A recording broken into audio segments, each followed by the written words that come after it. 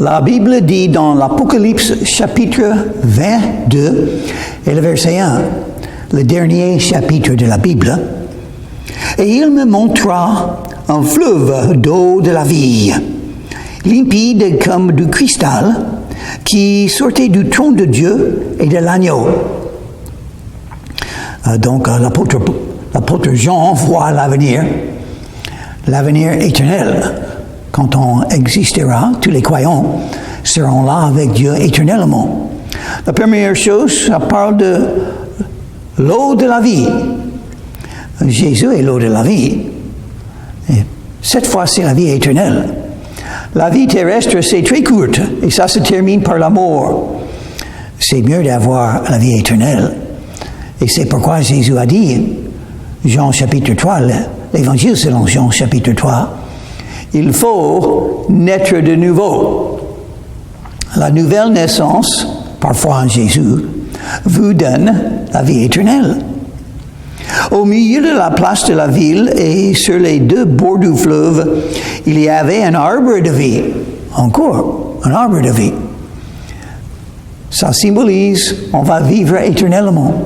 Plus de mort, plus de cris, plus de larmes, plus de douleur. La vie. Produisant 12 fois des fruits, rendant son fruit chaque mois, et dont les feuilles servaient à la guérison des nations. Pour enseigner encore une fois, il n'y aura plus de maladie, plus de tristesse, plus d'infirmité. Il n'y aura plus d'anathème.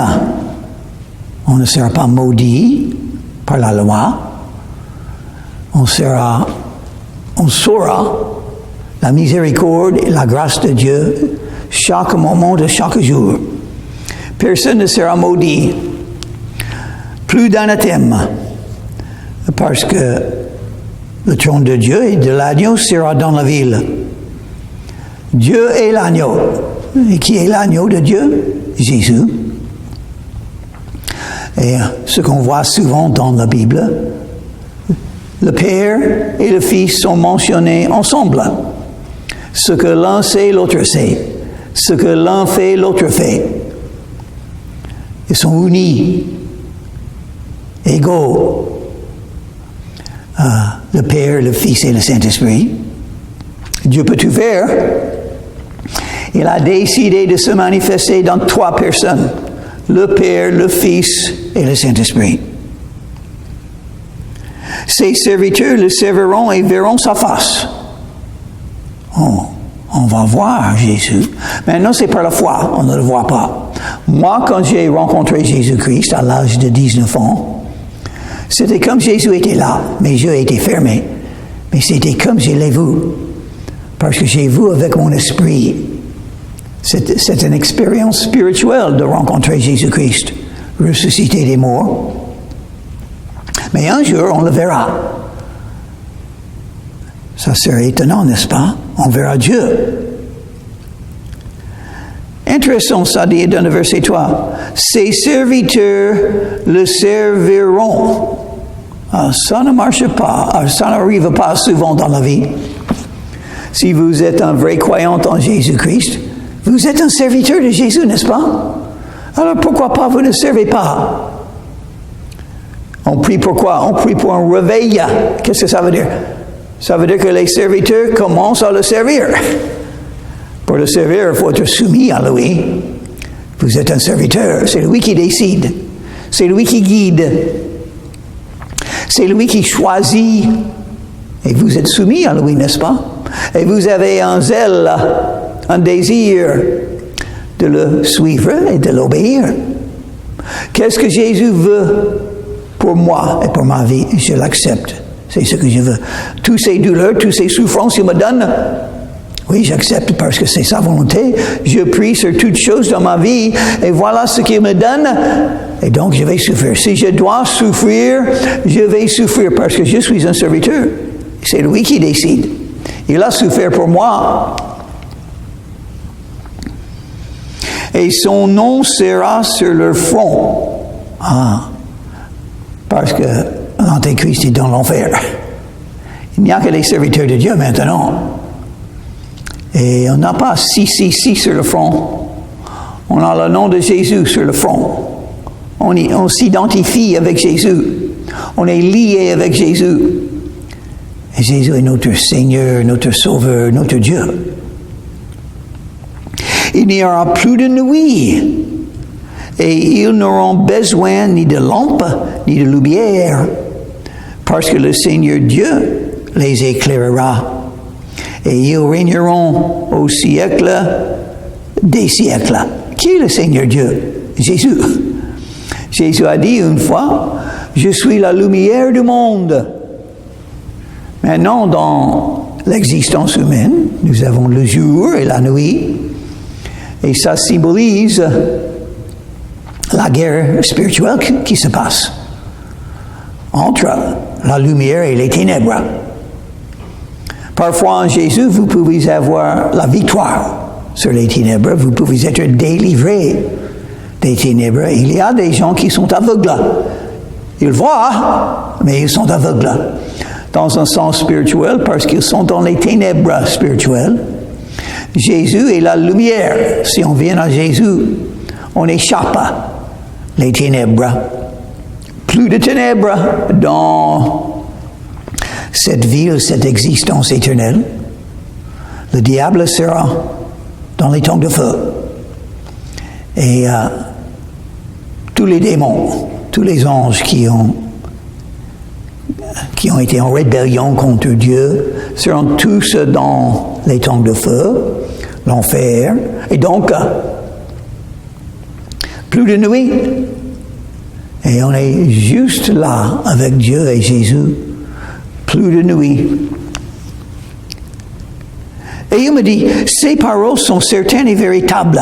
On a dit ça avant, déjà, d'autres fois. Ces paroles écrites, certaines et véritables. C'est la valeur de la Bible.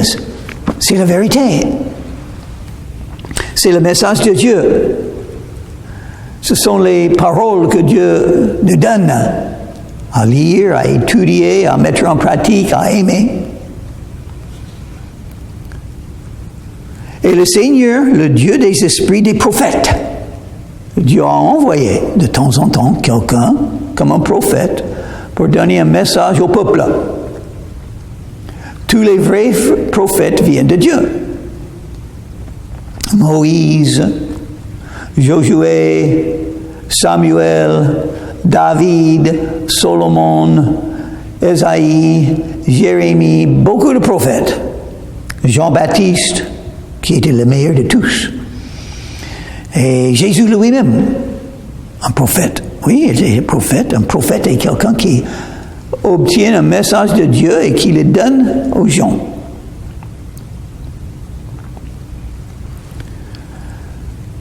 A envoyé son ange pour montrer à ses serviteurs les choses qui doivent arriver bientôt. Dieu nous laisse connaître un petit peu de l'avenir.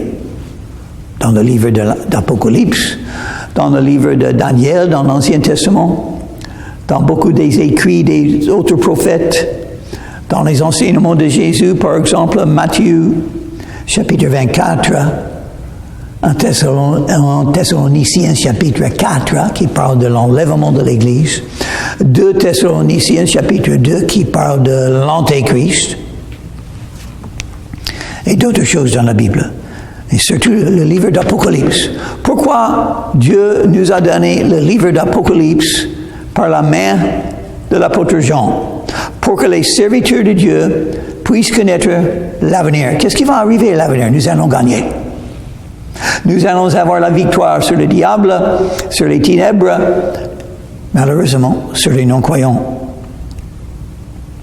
Malheureusement pour eux.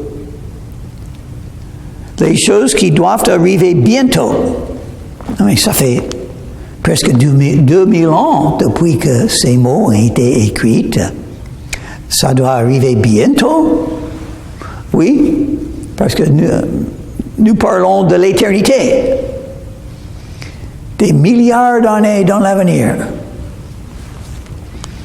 Donc, et même, Pierre a dit, un jour est comme 1000 ans à Dieu, et 1000 ans sont comme un jour à Dieu. Donc, c'est pas encore deux jours depuis que ces mots ont été écrits. Et maintenant, Jésus dit, et voici, je viens bientôt. Heureux celui qui garde les paroles de la prophétie de ce livre. Et Jésus a dit, il vient bientôt. Jésus reviendra. Quand? Bientôt. Il nous a dit quand? Bientôt. Ça peut être aujourd'hui, l'enlèvement de l'Église. Et 7 ans après, le retour de Jésus en Jérusalem. Heureux celui qui garde les paroles. C'est une chose de les lire. C'est une chose d'entendre la prédication. Mais c'est une autre chose de mettre en pratique. Ça, c'est la valeur. C'est l'objectif, n'est-ce pas? Il nous faut Jésus pour nous aider à faire ça.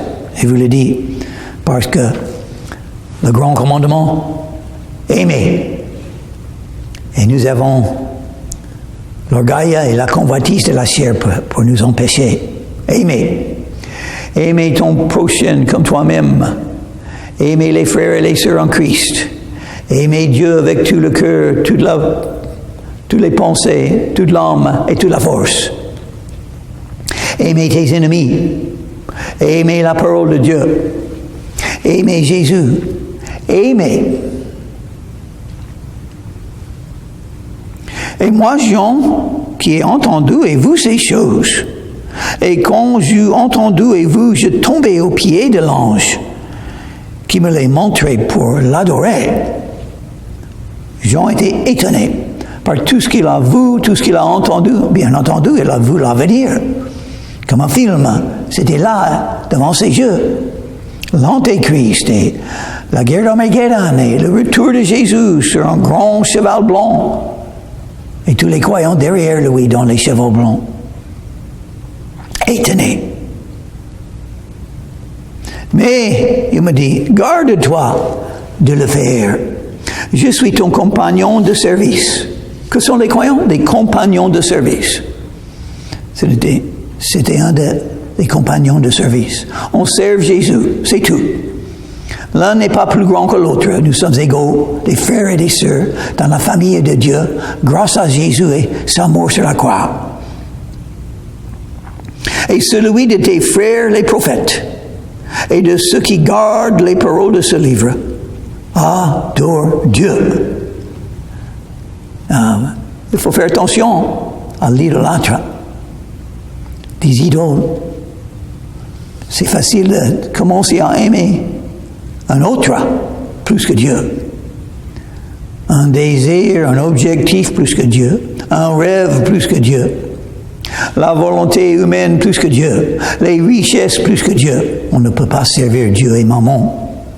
On ne peut pas servir Dieu et les choses matérielles. On va aimer l'un ou l'autre, mais pas tous les deux. Et il me dit, ne scelle point les paroles de la prophétie de ce livre, car le temps est proche. Encore? Il va revenir bientôt, le temps est proche, et on peut le voir. Et si vous croyez que le temps n'est pas proche, ça veut dire que vous n'êtes pas en train de lire les actualités. Dans les derniers jours, beaucoup s'éloigneront de la vérité. Ils seront séduits par des doctrines des démons. Enflés d'orgueil, faisant toutes sortes de méchancetés, cherchant le plaisir de la chair. C'est très facile à reconnaître que le temps est proche. Que celui qui est injuste, c'est triste, verset 11, mais c'est important de comprendre. Que celui qui est injuste soit encore injuste. Que celui qui est souillé se souille encore. Et que le juste pratique encore la justice. Et que celui qui est saint se sanctifie encore. Ça, c'est l'avenir, quand ça arrivera comme ça. Maintenant, nous avons la possibilité de changer. L'importance de la repentance. Qu'est-ce que c'est la repentance? Un changement d'avis. Je suis en train de suivre un chemin dans les ténèbres, sans puissance, sans capacité de servir Dieu, sans la foi en Jésus, mon chemin. Mais j'arrive à avoir un changement de vie. Et je dis, je vais changer. Je vais changer mon avis, mon idée de comment vivre. Et je vais venir à Jésus. Au lieu de continuer tout droit, je vais venir à Jésus et je vais invoquer son nom et je vais commencer à le suivre. On a la possibilité de faire ça. Et si on fait ça, tous les péchés qu'on a faits sont purifiés, sont plus là. Le pardon des péchés. Parce que Jésus peut le faire, il aime pardonner les péchés dans la vie présente. C'est une grande possibilité, une porte ouverte. Mais dans l'avenir, après le retour de Jésus, ça sera le temps de jugement. Au jugement, vous n'aurez pas la possibilité de vous repentir. C'est maintenant qu'il faut croire en Jésus. Après la mort, c'est trop tard. C'est ce que ça veut dire. Après la mort, c'est trop tard. On ne peut pas changer. Si vous avez les péchés sur vous, tous les péchés que vous avez faits dans votre vie, l'orgueil, centré sur soi, la rébellion contre Dieu, tous ces péchés, les convoitises de la chair, l'idolâtre, les fausses doctrines, tous ces péchés seront toujours sur vous. Pendant l'éternité, tous ces péchés sur vous. Il faut se repentir.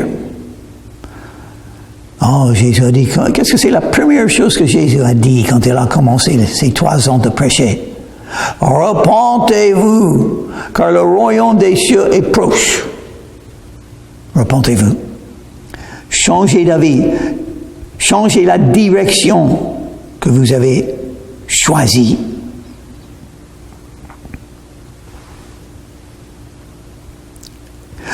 Verset 12, Jésus dit, « Voici, je viens bientôt, dit encore, et ma rétribution est avec moi, le jugement, pour rendre à chacun selon son œuvre. Les croyants seront jugés pour déterminer s'ils auront des couronnes et des récompenses quand ils entrent dans le paradis. Ils vont entrer dans le paradis, ça c'est gratuit. Mais que sont les œuvres qu'on a fait pour Jésus après être sauvé par lui? On peut beaucoup perdre. On peut perdre des couronnes. On peut perdre des récompenses. On peut perdre la volonté de Dieu. Mais on ne peut pas perdre le paradis. Et les non-croyants seront jugés. Pourquoi? Ils ne peuvent pas entrer dans le paradis. Ça, c'est déjà déterminé quand ils ont rejeté Jésus. Ils ont évité de venir à Jésus et croire en lui. Ils ont décidé leur avenir sans le royaume de Dieu. Chaque non-croyant a fait sa décision après la mort. Mais ils seront jugés selon leurs œuvres pour déterminer leur punition dans l'enfer. Ils seront en l'enfer, mais quelle punition? Hitler aura sans doute beaucoup plus de punition de beaucoup d'autres. L'Antéchrist, qui était un être humain, va avoir beaucoup de punition dans l'enfer. Et vous, un athée, un non-croyant, le jugement, Jésus décidera ce que vous méritez dans votre existence dans l'enfer. Le jugement. Verset 13. Je suis l'alpha et l'oméga, le premier et le dernier, le commencement et la fin. Qui a tout créé? Jésus. Dieu, donc Jésus. Le Père, le Saint-Esprit. Mais ça se manifeste en Jésus. Jésus a tout créé. Au commencement, Dieu a créé le ciel et la terre. C'était Jésus. Le premier verset de la Bible. Au commencement. Au commencement de votre vie, c'était Jésus. Il vous a donné la vie terrestre. Pour que vous puissiez avoir la possibilité de connaître Dieu, de lire la Bible et mettre en pratique, et de devenir la personne que Dieu veut que vous soyez. Vous puissiez devenir. Trouver la volonté de Dieu pour vous, le dessein de Dieu pour votre vie. Accomplir quelque chose pour la gloire de Dieu.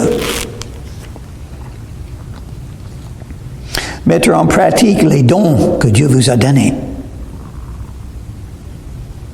Porter du fruit pour sa gloire. Quel privilège, n'est-ce pas? L'alpha et l'oméga, et à la fin, le jugement. La fin de toute existence humaine, le jugement. Jésus sera là. Il était là au commencement. L'Évangile selon Jean, chapitre 1, le verset 1. Au commencement était la parole. La parole était avec Dieu et la parole était Dieu. Au commencement était la parole. Toutes choses ont été faites par lui, par elle.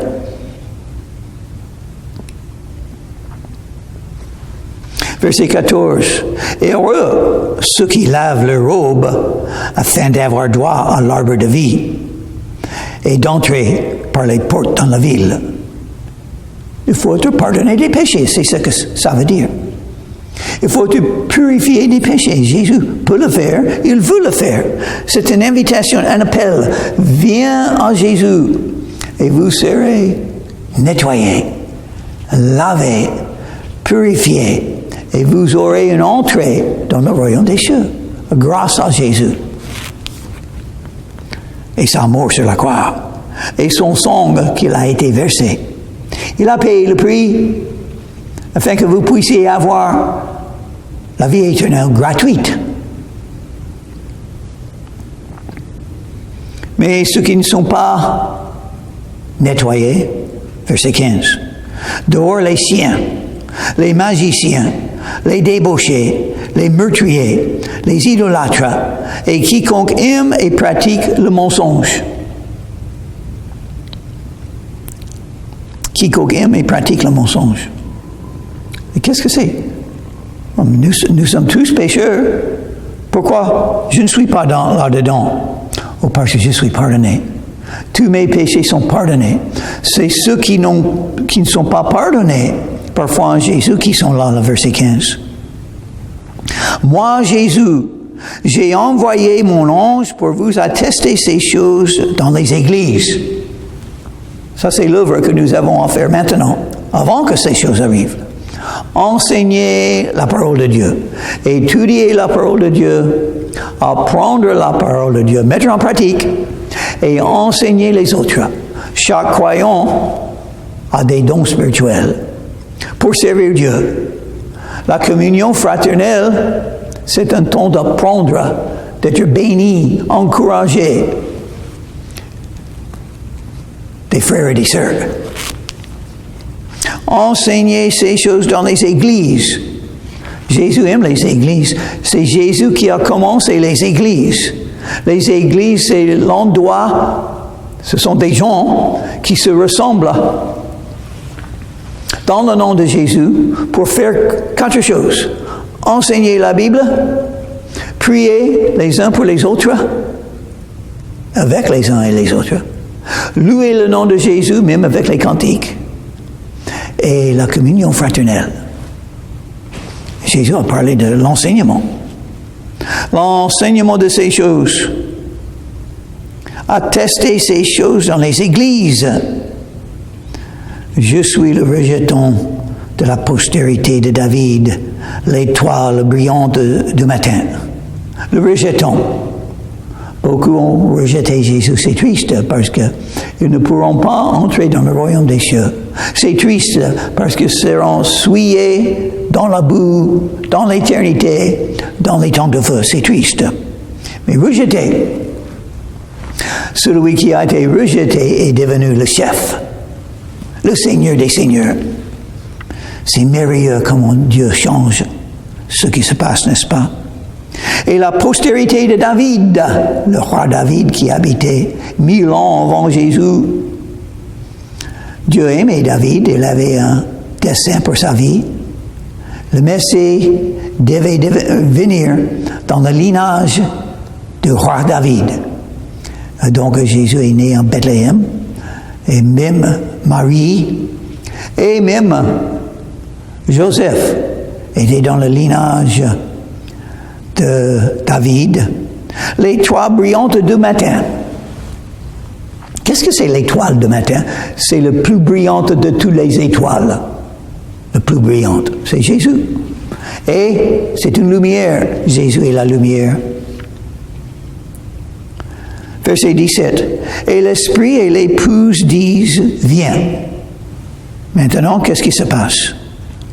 L'Esprit et l'épouse. Qui est l'épouse? Tous les vrais croyants. Ils ont un message. L'Esprit le dit parce que qu'est-ce que c'est l'œuvre de l'Esprit de Dieu? Il parle de Jésus. Qu'est-ce que c'est l'œuvre du Père? Il parle de Jésus. Il a envoyé Jésus. Qu'est-ce que c'est Jésus? La manifestation de la vérité, le Sauveur. C'est par Jésus on connaît Dieu, on sert Dieu, on croit en Dieu. L'Esprit et l'épouse disent, viens. Ils disent, viens à qui? Tout le monde. Viens à Jésus. Viens à l'amour de Dieu. Viens être pardonné de vos péchés. Viens. C'est un appel. C'est une invitation. C'est le commandement de Jésus. Allez dans tout le monde et annoncez l'évangile à toute créature. Donc on dit viens. Est-ce que vous dites viens à des membres de votre famille, à vos voisins, à des étrangers, à ce monde? Il faut dire viens. Viens à Jésus. Et que celui qui entend dise viens. Il faut entendre et puis croire. Comment croire sans entendre? Et comment entendre s'il n'y a personne qui annonce l'évangile? C'est impossible. Mais si on entend, il faut donc croire en Jésus. Se confier en Jésus. Venir à Jésus.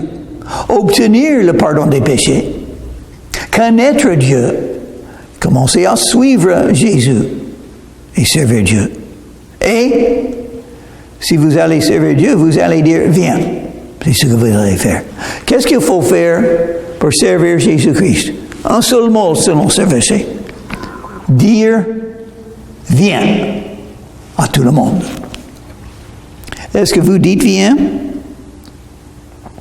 Et que celui qui a soif vienne. Oh, il faut avoir soif. Soif pourquoi? Pour le pardon des péchés. Pour la vie éternelle. Pour faire le bien. Pour connaître Dieu, soif. Oh, c'est quelque chose en vous. Qu'est-ce que vous voulez? Que celui qui veut prenne de l'eau de la vie gratuitement. Prenne de l'eau de la vie. C'est offert, mais il faut le prendre. Comme Jésus a dit dans Apocalypse, chapitre 3, le verset 20. « Voici, je me tiens à la porte et je frappe. Si quelqu'un entend ma voix et ouvre la porte, j'entrerai chez lui, je souperai avec lui et lui avec moi. » Jésus veut entrer dans votre cœur, dans votre vie. Mais il vous a donné le choix. Il faut choisir. Rejeter Jésus, c'est un choix. Venir à Jésus et croire en lui et commencer à le suivre, c'est un choix, c'est tout. Gratuitement. Vous ne pouvez pas mériter. C'est basé sur le fait que Jésus a tout payé sur la croix de Calvaire. Il a payé pour la punition de vos péchés. Parce qu'il veut vous donner un don gratuit. Le salaire du péché, c'est l'amour. Mais le don gratuit de Dieu, c'est la vie éternelle en Jésus-Christ, le Seigneur. Un don gratuit. Oh, c'est bien d'avoir un don gratuit. C'est la grâce de Dieu. Je le déclare à quiconque entend les paroles de la prophétie de ce livre.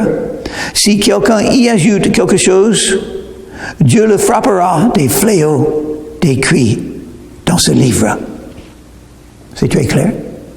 Ça, c'est la parole de Dieu que Dieu a donnée. Il ne faut pas ajouter à la parole de Dieu. Verset 19. Si quelqu'un retranche quelque chose des paroles du livre de cette prophétie, Dieu retranchera sa part de l'arbre de la vie et de la ville sainte décrits dans ce livre. Il ne faut pas ajouter, il ne faut pas prendre, il ne faut pas retrancher quelque chose de la Bible. La Bible est très importante. C'est la parole de Dieu, c'est la vérité, ça ne change pas. Il ne faut pas ajouter. Un problème avec les témoins de Jéhovah et les Mormons, ils ont ajouté à la parole de Dieu, ils ont changé. C'est pas bon. Celui qui atteste ces choses dit, oui, je viens bientôt. Encore il le dit. C'est la 5e fois, je crois, dans quelques versets, que Jésus dit qu'il vient bientôt. Peut-être aujourd'hui, sur l'enlèvement de l'Église. Amen. Viens, Seigneur Jésus, c'est ce que nous attendons. Ce n'est pas les politiciens qui vont faire les changements qu'il faut dans ce monde. Personne ne peut anéantir les guerres, les maladies, la haine, la violence. Qui va nous aider? Qui va tout changer? Jésus. Jésus va tout changer. Il va tout corriger. Et ça sera bien. Amen. Viens, Seigneur Jésus. C'est ce que nous attendons. On cherche à hâter le retour de Jésus, si on peut. Comment hâter le retour de Jésus? Obéir le commandement de dire, viens à tous autour de vous. Que la grâce du Seigneur Jésus soit avec tous. Et qu'est-ce que c'est la grâce? Quand Dieu donne gratuitement ce qu'on ne mérite pas, on est sauvé par la grâce. Et on a besoin de la grâce même après être sauvé. La grâce pour servir Dieu. La grâce pour combattre la guerre spirituelle. La grâce pour croître dans la foi. La grâce pour voir les prières exaucées. La grâce pour connaître mieux comment aimer, comme Jésus a enseigné et comme il a aimé. Oh, c'est bien la Bible. Ça se termine avec verset 21. Apocalypse, chapitre 22, et le verset 21. Que la grâce du Seigneur Jésus soit avec vous tous. J'espère que vous savez comment vivre par la grâce, c'est-à-dire, il faut se confier dans la grâce. Dieu est bon, il donne. Il va me donner la grâce, donc j'attends. Qu'est-ce que Dieu va faire encore dans ma vie? Gratuitement. Parce que moi, je connais moi-même. Je ne mérite rien de tout. Mais la grâce est quand Dieu donne à ceux qui ne méritent pas. Donc, ça sera bien pour moi.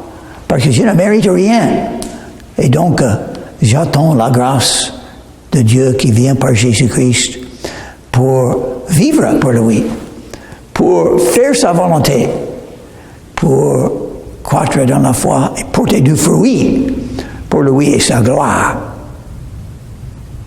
Donc, si vous ne connaissez pas encore la grâce de Dieu, vous pouvez le recevoir.